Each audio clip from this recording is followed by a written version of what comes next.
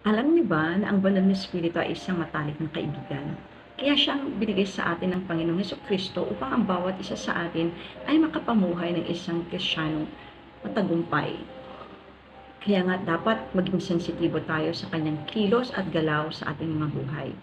Katulad ng sinasabi ng Galatians 5:16 that we should always walk in the Spirit so that we will not gratify the desires of our sinful nature.